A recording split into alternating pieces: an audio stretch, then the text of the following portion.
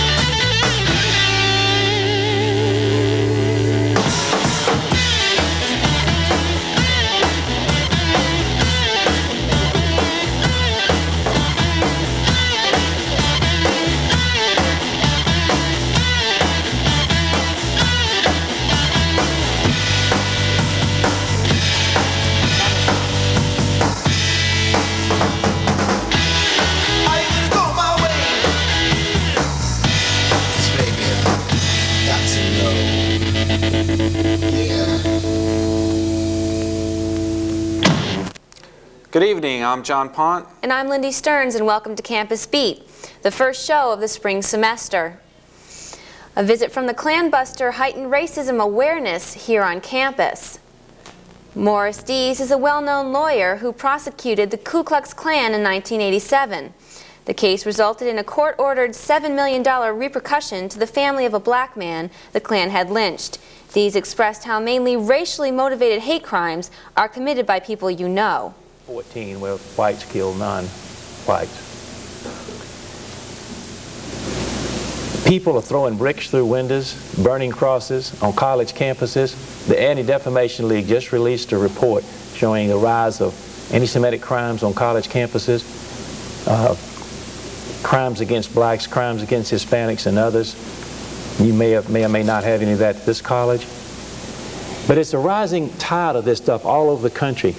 And these crimes are not racially motivated murders. There are some of those, but most of them are one neighbor throwing a brick through an interracial couple's window, throwing a brick through burning a cross, or painting a swastika. And that's not the Klan doing that. He also described the difference between the white and black cultures here in the United States. Because of this fear and frustration and anger, we're experiencing in the country today a rising tide of racial violence that, quite frankly, is unprecedented. In 1964, at that point, the most people killed in America by racially motivated crimes in the entire civil rights movement, from Brown versus Board in '54 until Dr. King's death in '68, which is kind of the bookends of the civil rights movement, 16 people were killed in 1964 in what they call racially motivated murders. All of them were in the South, and all of them were whites killing blacks.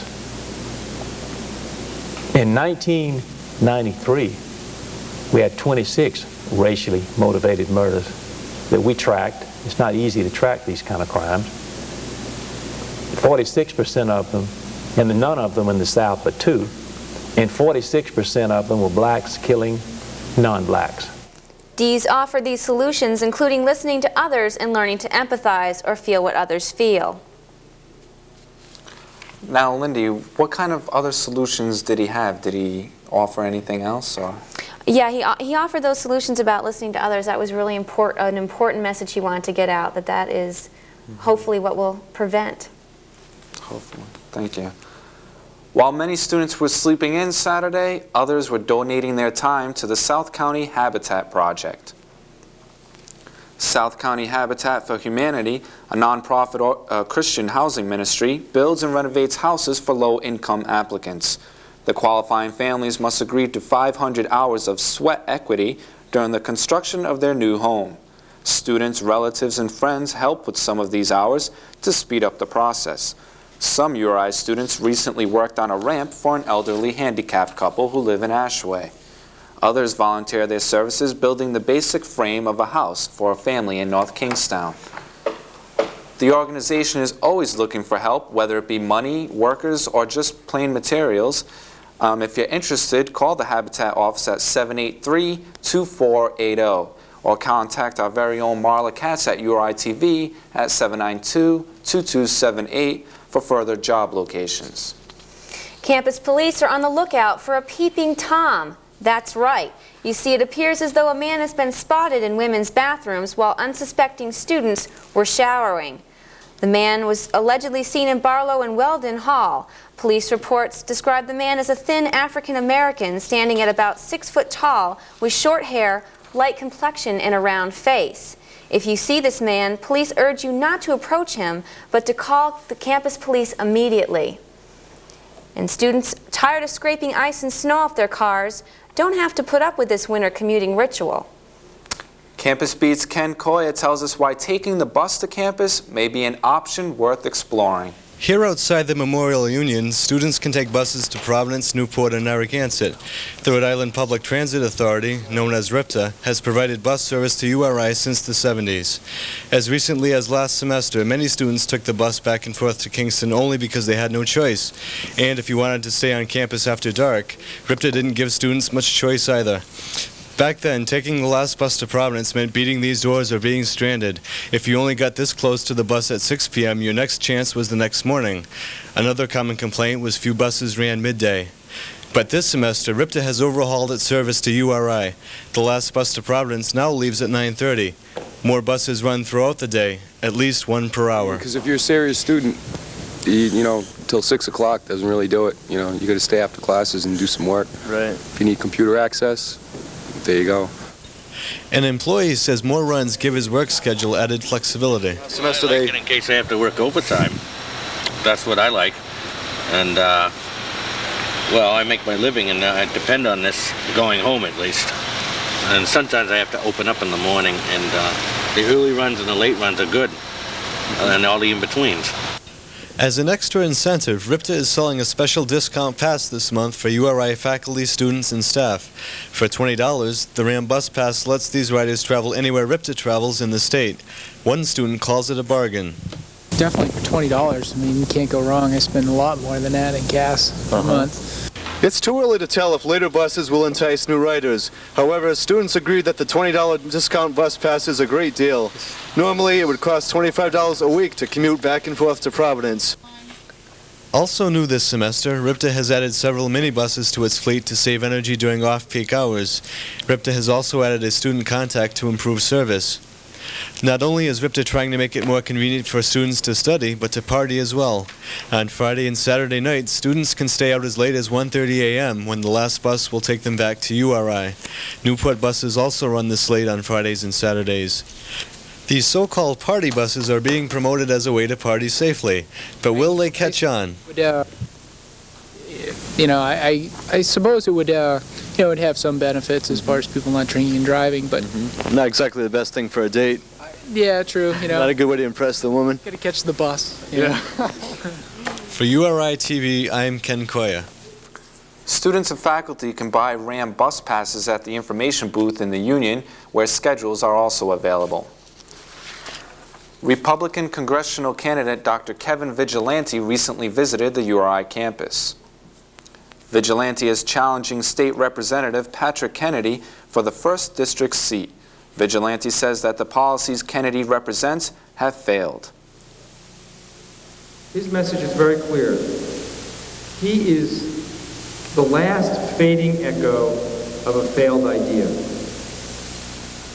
And that is that ever-growing bureaucracies and ever-growing spending are going to solve our ever-growing problems. And they won't. Vigilante operates an AIDS clinic for low-income women in South Providence. He also holds strong opinions on the new Clinton health care proposal.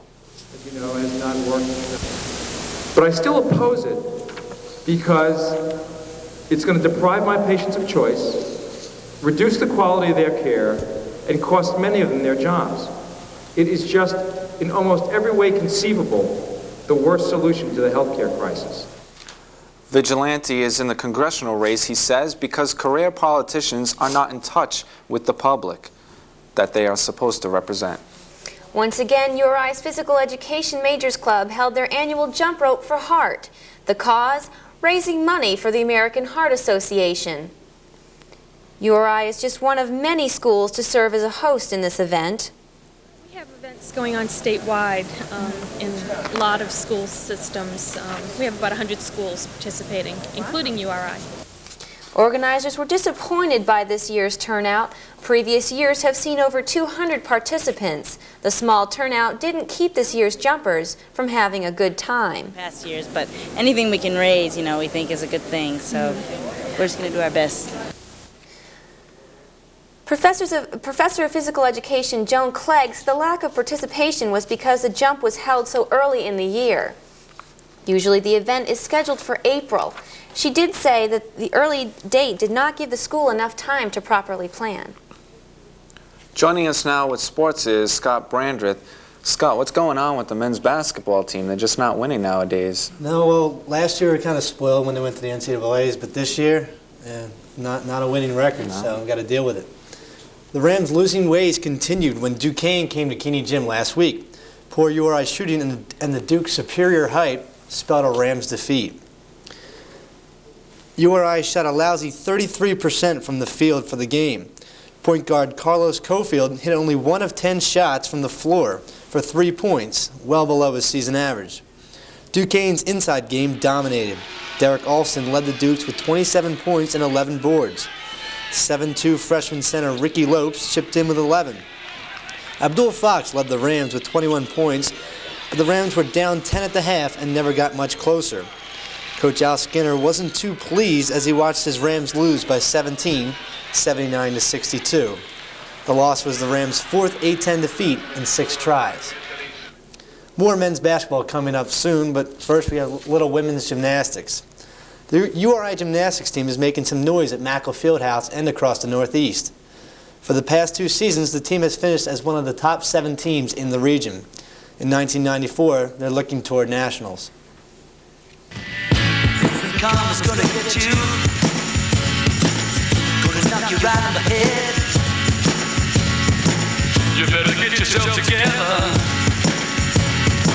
pretty soon you're gonna be dead. What in the world you thinking of? Laughing in the face of love. What on earth you trying to do? It's up to you, yeah, you. Karma's gonna get you, gonna look you right in the face. Better get yourself together, darling. Join the human race. How in the world you gonna see? Laughing at fools like URI gymnasts are flipping with expectations for the 1994 campaign. The Rams are returning several contributors from last year's NCAA Northeast Regional qualifier. Head coach Charlie Connery's team broke 16 individual records and 8 team records a year ago. But Connery says last year's team success is behind them. This year's team plans to improve on that success. Connery adds that though some fans see gymnastics as an individual sport, his team's real pride and joy is team success. It's interesting how many people their view of women's gymnastics as an individual sport, and it is, because it's only one person swinging that uneven parallel bar routine, but collectively what we do as a team, at the end of the year, that's where we're measuring the program now. The team's goals this year include qualifying for the Northeast Regional, which they've done the past 2 seasons. This year, however, there's an extra incentive. The NCAA Northeast Regional will be held right here in Keeney Gymnasium. Last year, the team finished 4th. On April 9th, the team wants to go one step further, win it, and advance to nationals. Ram gymnast Melissa Chambers says she's very happy to have the regionals held at URI. She says that it's great for the program and the school. It's going to bring a lot of publicity, not just for gymnastics, but for URI, because there's going to be people from all over the place coming, and it's exciting, even if you don't like gymnastics. URI junior Erica Alaco is also pleased with the proximity of this April's regional. This just shows us that we are strong enough as a team. They respect us enough to allow us to have such a prestigious meet here at URI. This year's team is well on their way to qualifying for the NCAAs with an undefeated 3-0 record. They beat Penn in Philadelphia in their first meet, and then on January 22nd, they beat George Washington in their home opener in Mackle. Against GW, the URI women took first place in 3 of the 4 routines, with Chambers taking first in the all-around. Several gymnasts performed well. Alaco won the vault with a score of 9.70. In the uneven bars, freshman Jamie Shanley swung to victory with a 9.35. Shanley also finished third in the all-around. And Melissa Chambers shows here in the floor exercise why she took the all-around with a total of 36.80. So even without perhaps the team's best gymnast, Captain Shannon Irwin, out with an ankle injury, URI beat GW 184.85 to 180.55. The team remains undefeated after they edged Massachusetts last Saturday. Shannon Irwin was back in the lineup for the Rams. The final score was URI 186.775 to UMass's 186.35. Now back to men's basketball.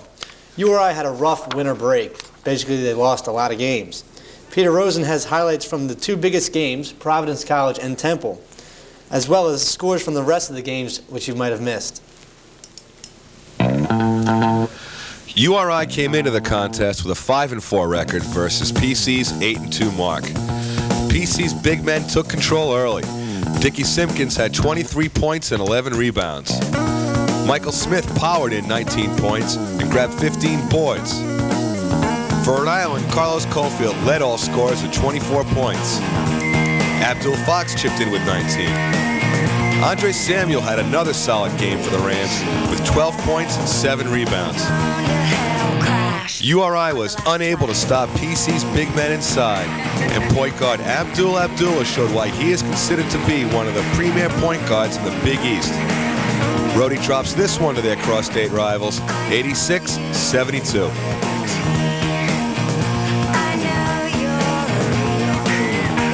Next in town was nationally ranked Temple. Expectations ran high in a sold-out Keeney gym for one of Rhode's toughest challenges of the season. Temple standouts Eddie Jones and Aaron McKee both had big games. Jones with 24 points and McKee scoring 21. Rhode point guard Carlos Caulfield led the Rams with 19 points. Andre Samuel was solid again with 11 points and 6 rebounds. Temple decided to overplay Abdul Fox and held him to only 7 points. The roster situation for Coach Skinner only got worse when it was announced just prior to game time that Kyle Ivy Jones would be ineligible to play for the remainder of the season. Rhode loses to their A-10 rival 69-49.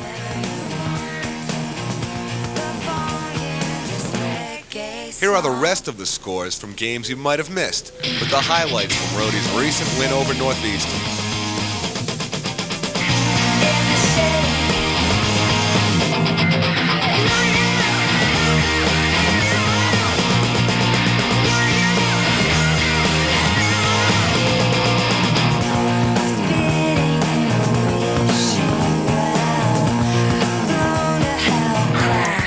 I'm the last. I'll be whatever you want. The fog in this reggae sound.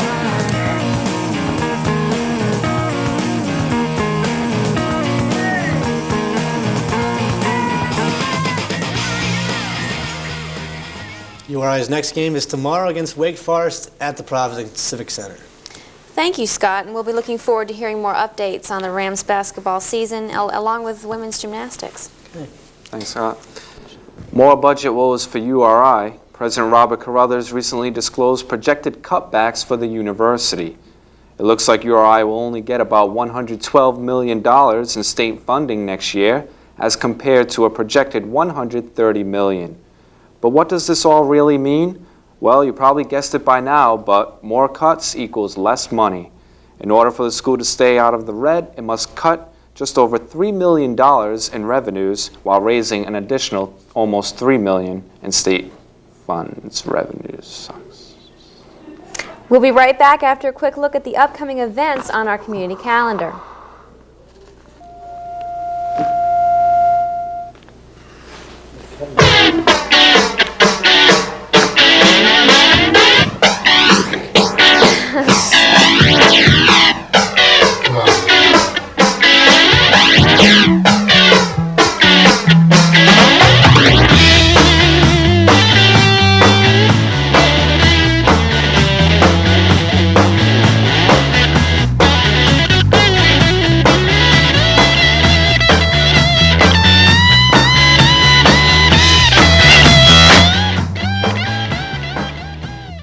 Save the dates of February 16th, 17th, and 18th on your calendar now. After a lengthy application process, the AIDS Memorial Quilt is coming to URI and will be displayed in the ballroom of the Student Union. The Student Entertainment Committee has organized this event with help from other campus organizations such as the Golden Key Honor Society and the Latin American Student Association. URI will be receiving 160 pieces of the quilt. There will also be a piece designed for the public to sign. One special contribution to the event is a quilt made by 3 members of SEC. This quilt is dedicated to the nameless university students who died of the AIDS virus. On February 15th, there will be a movie and a celebrity keynote speaker who will unveil a portion of the quilt. SEC is still looking for volunteers to help with the unraveling of the quilt. For more information, contact SEC at 792-5928. Okay, you've read it in the newspapers, seen it on TV everywhere. Tanya Harding, Nancy Kerrigan case. But what do students on campus think? Should Tanya Harding be eliminated from the Olympics or not? Well, Jen Robinson joins us now with the reaction. Jen? Thank you, John. Massachusetts police recently found notes in a trash bin concerning the attack on skater Nancy Kerrigan. Officials say they'll give Tanya Harding a handwriting analysis. With this new discovery, Harding's chances of competing in the Olympics are in question. Campus Beat asked several people at URI if they thought Harding should compete. First of all, even if she's guilty or not, I don't think it's it's not good sportsmanship what she did, even if she isn't involved. I just think her whole attitude doesn't show like good sportsmanship. So I don't think she should. Okay. No, I don't think that Tanya Harding should be able to go to the Olympics. Why not? Because I think that she knew about the attack on Nancy Kerrigan before it happened. You think? She didn't have any idea what they were doing. I think it was her husband, or her ex-husband, that did it. So she's pretty much innocent. No, I don't. I think there's too much against her. Okay. Do you think so? I don't think she should go. Why is that? I just don't think she should represent our country. I definitely think she should not be in the Olympics. I think she masterminded the plan. Personally, I'd like to see like a skate off between the two to see who would win. No. And why not? Because she's admitted that she knew about the action after the fact and didn't report it. And to me, if you apply the Olympic standards of fair play and what is just simply right, it's not appropriate to allow her to go. I don't think so. No? Why not? Because I think she's guilty. Okay. So she must renounce. Campus Beat was hard-pressed to find Harding supporters, but most students did say that she did deserve a fair trial. Okay, thanks, Jen. We look forward to having other reports from you in the future. That concludes Campus Beat for now, but tune in next time for the most complete coverage of URI News. Good night. Good night. Good night.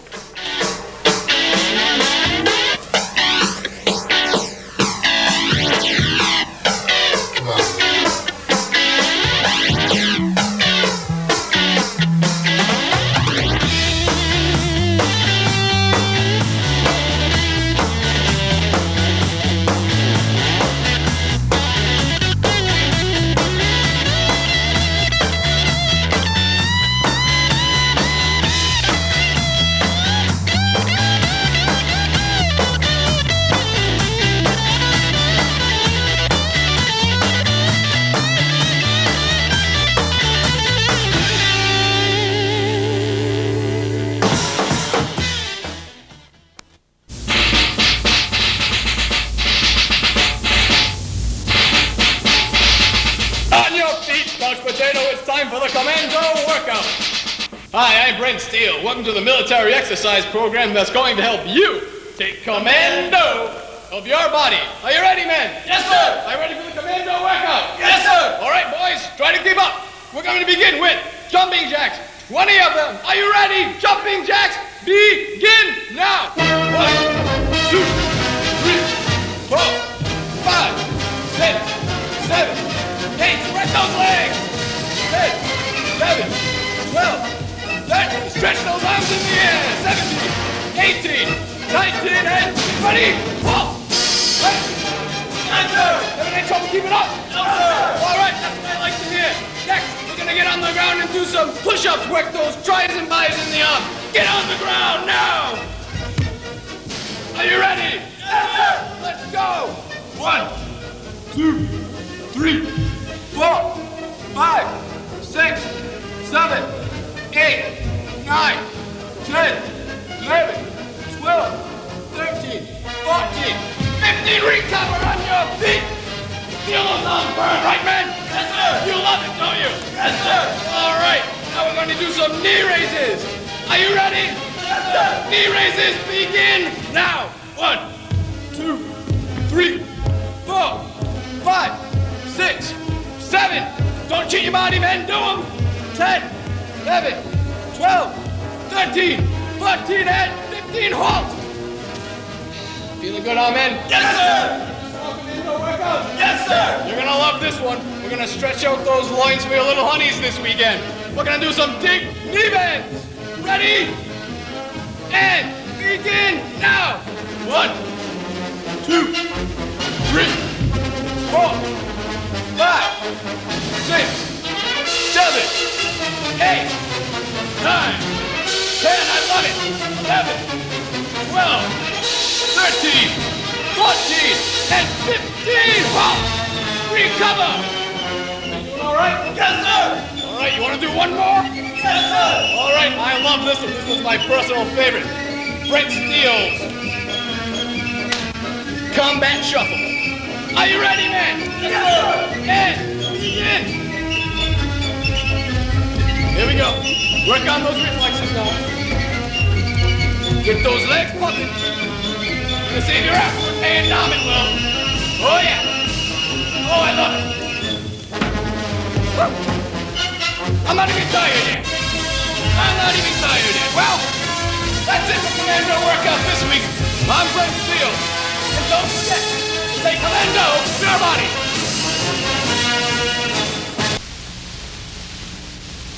Hello.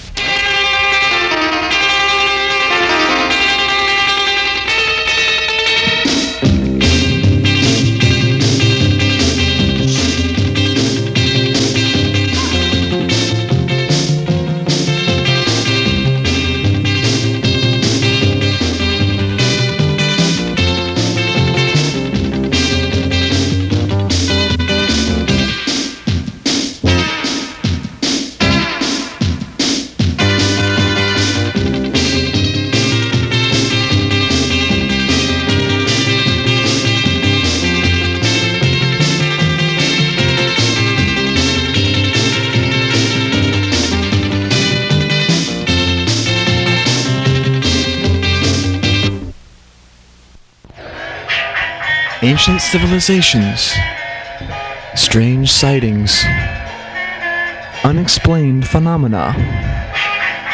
All this and more on tonight's Mysterious Mysteries.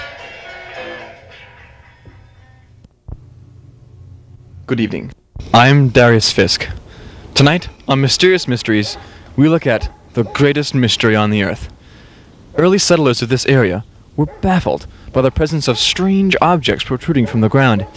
One of them wrote in a diary, "I'm baffled by the presence of strange objects protruding from the ground." What does this mean? We may never know. The settler who wrote those cryptic words has long since died. But the mystery remains. Here in Kingston, at the University of Rhode Island, where the objects still stand.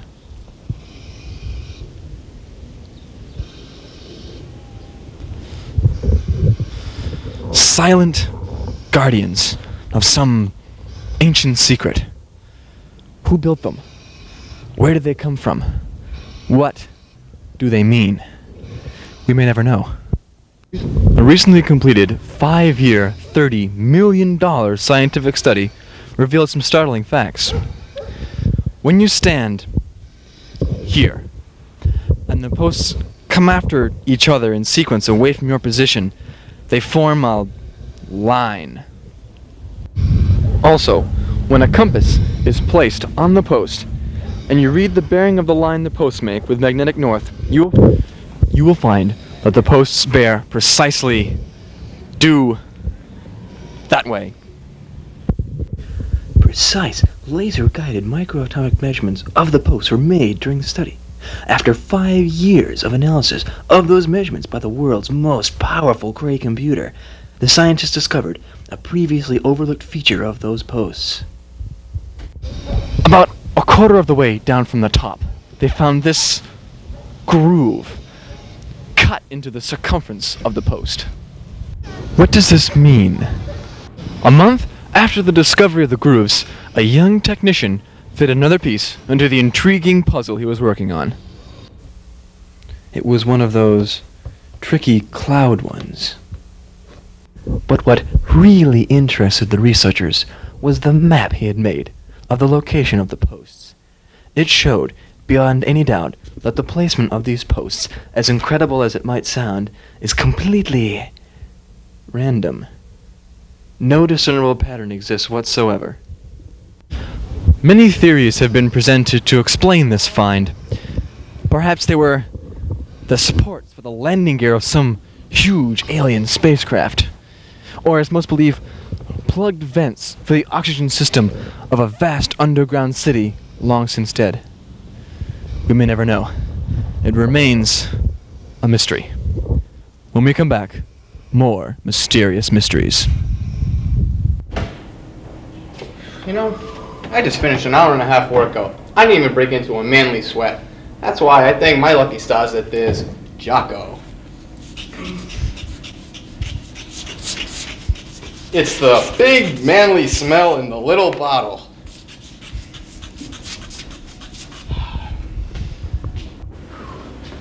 Whoa, good workout, huh? Thanks to Jocko. And now, new Jocko for women.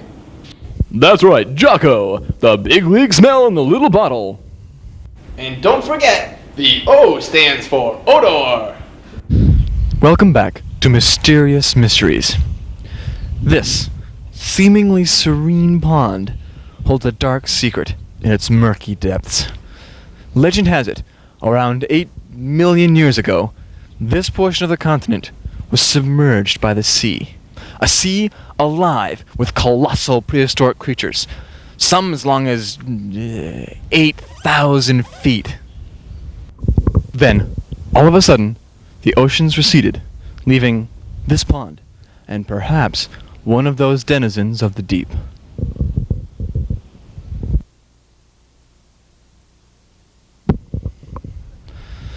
Does such a creature exist here? The number of local sightings would seem to confirm that theory. As you read through the accounts of the sightings, a peculiar pattern emerges.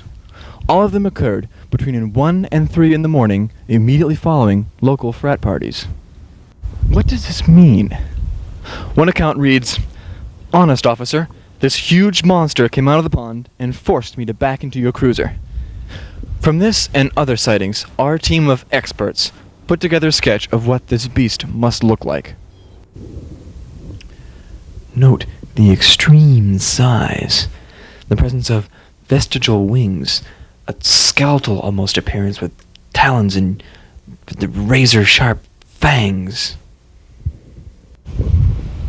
Will we ever find this megalith of the ancient seas, or will it oh my god, there it is! There it is! Look! Look! Get the camera over there! Put the camera over there! It's right there! Oh, jeez! Oh, you just missed it! It was there! It was right there! It was right... Well, anyway, join us next week when we look at more mysterious mysteries. Till then, I'm Darius Fisk. Yeah.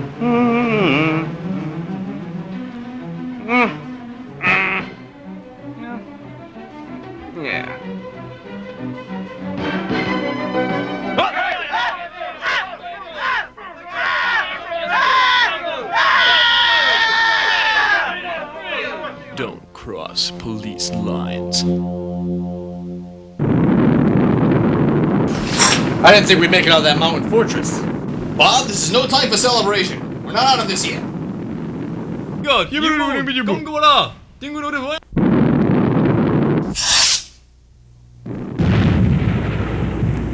We're hit! We're hit on the left side! Bob, we're losing hydraulic pressure! Hang on! We're going in.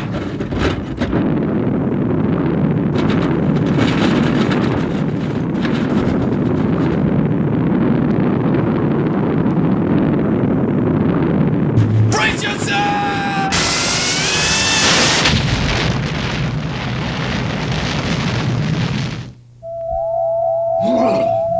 We made it! Get out! She's gonna blow!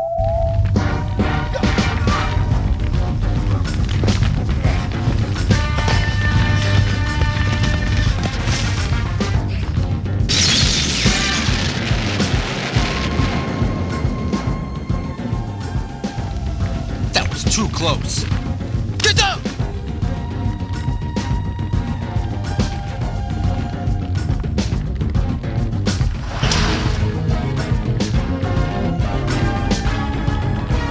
They must have tracked our descent. Now how do we get out of here? Bob, your answer is right there.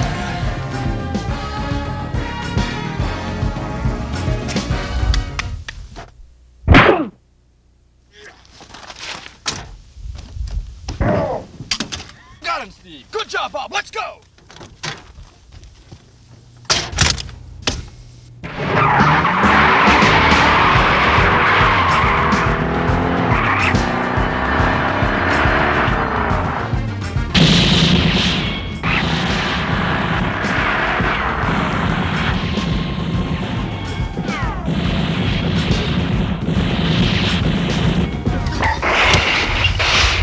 We made it, Steve.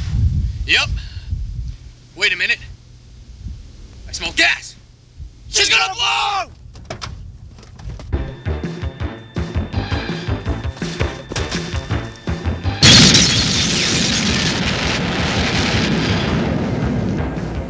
That was real close. Right.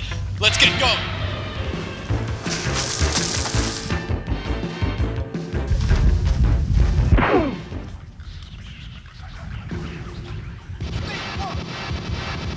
Good work, Bob. Let's go.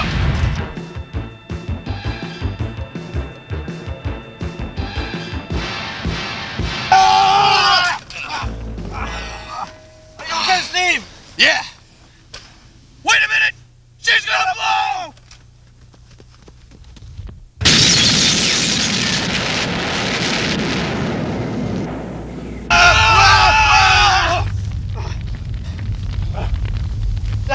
That was really very close. Yes. Let's go.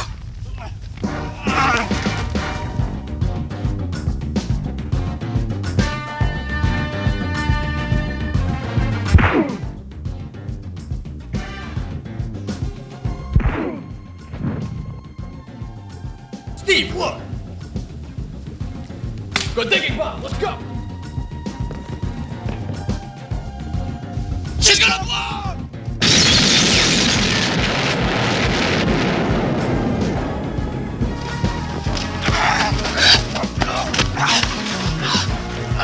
No! Get away from that!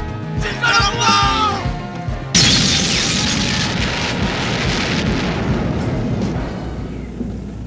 Yeehaw! I'm Billy Bob Feinstein, talking about Billy Bob's Firearms and Fine Wines. Come here for all your entertainment needs. Need that special wine, that special Billy? How about this 72 Chateau Lafite? Goes down smooth. And while you're here, check out our extensive gun racks.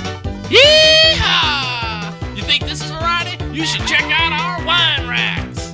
So come on down, this floor's rocket launch is just $39.99 this week's special. Come on down to Billy Bob's. Let's take a look at some of our satisfied customers. Good morning. Do you have a bottle of Dom Perignon? 53 if you have it. Sure do, right here. Oh, thank you. Is that a Smith & Wesson 38 Special? Sure is. There you go. Thank you.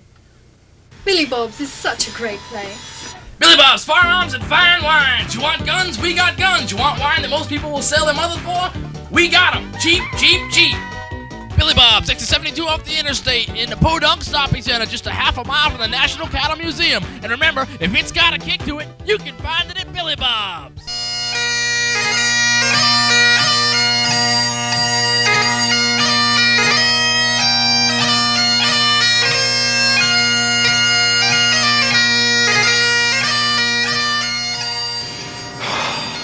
It's good to be Scottish.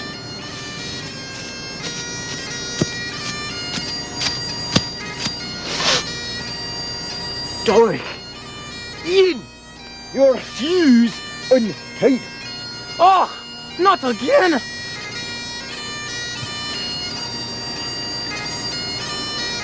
Oh! Ah, Angus! You crafty bastard! Ha ha ha! You got me again!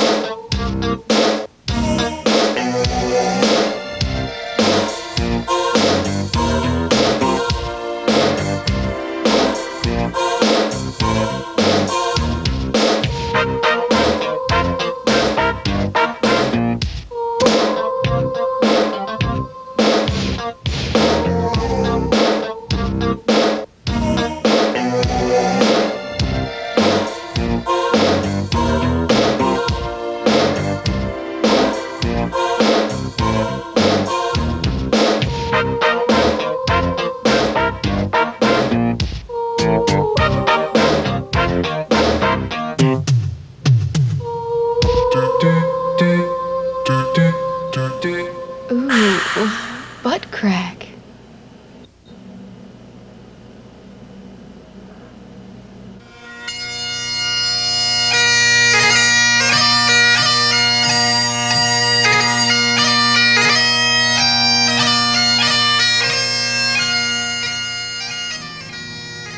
Ian! Ian, come here, Ian!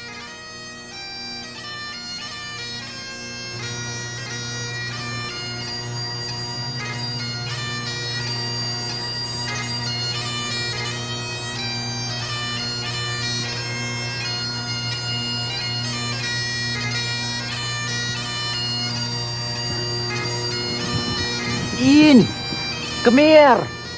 Come here, Ian! I gotta tell you, I'm really sorry about that last trick I played on you. Ah, all is forgiven. Do not worry. Okay, Pelly. Put her there. Ah!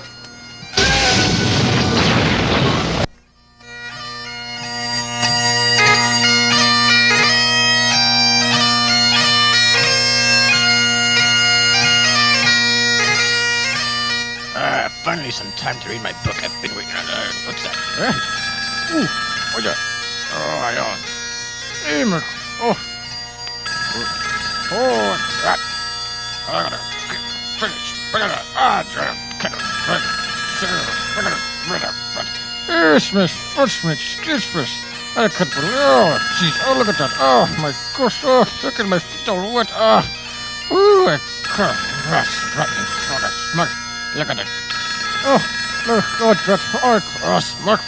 Hey, look at it. Oh, I couldn't believe it. Oh, it's me. Look at it. Of course, that whole sheep. Ooh, it was a hot sheep or something. I can't even believe it. I don't matter. Smug. Oh, look at my skirt and stuff. Can't believe it. I ain't gonna do it. Look at the fruit. I gotta get the stupid hair from me. Yeah. Oh, me. Look at. Yes, Matt never do this again, and I can't believe I gotta kill me furnace over there. Oh, Jesus. What's that? Hey, there's the Hello?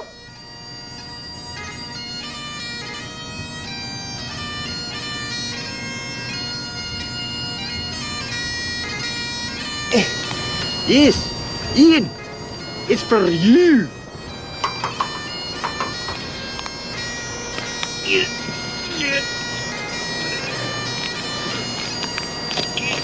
Hey! Oh boy.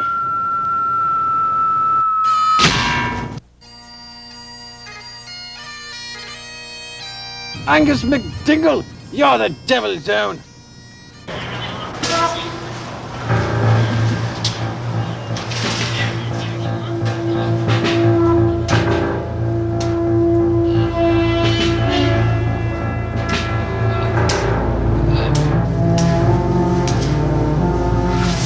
In these days of runaway crime and violence, America needs a hero to make us feel safe again.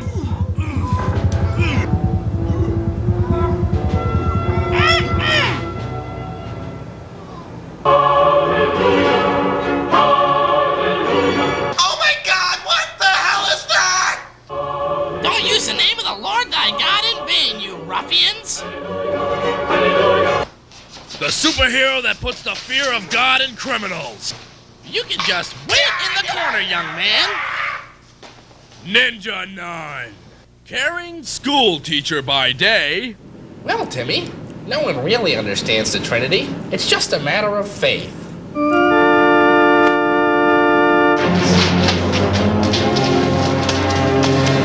Vigilante by night. Where do you think you're going, young man? Well?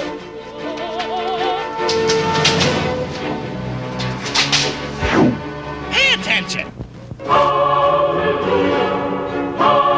God helps those who help themselves, but he doesn't help anyone who messes with Ninja Nun.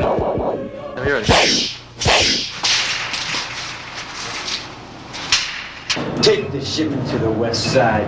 The kiddies need their crack. May the Lord have mercy on your soul. What the hell was that?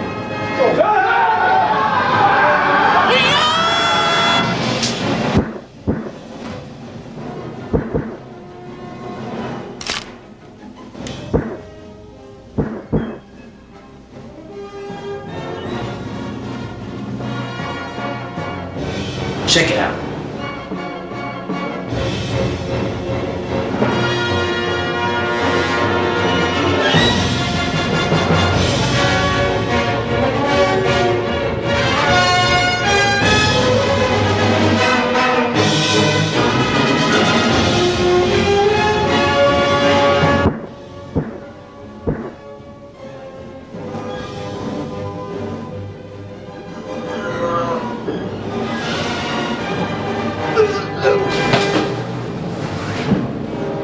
Get up, young man. Stand up straight. Don't slouch.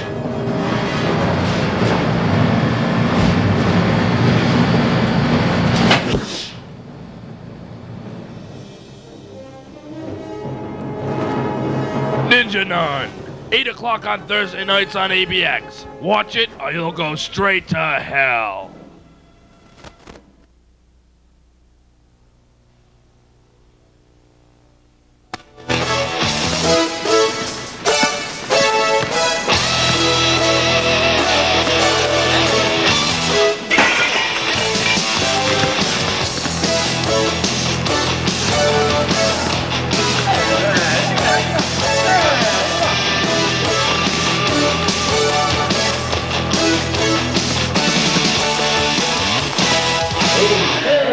You work hard and you play hard.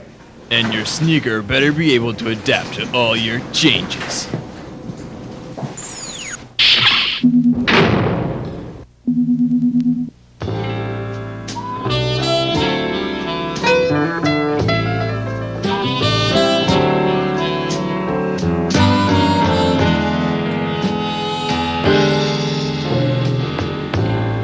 Well, your head goes easy road.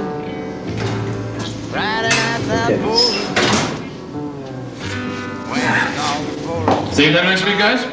You got it. All right. See you then.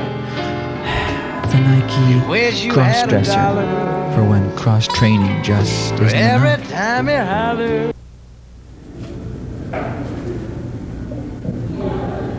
Excuse me. May I have this dance? Oh, on shown time, monsieur.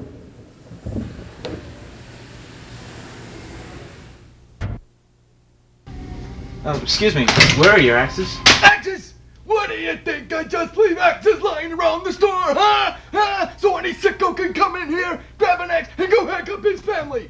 You nutcases really get my goat, huh? Why don't you go to aisle 12 and drink some turpentine, you sicko? Pop, why did you do that? The guy probably wanted to chop some wood. Chop some wood, my butt!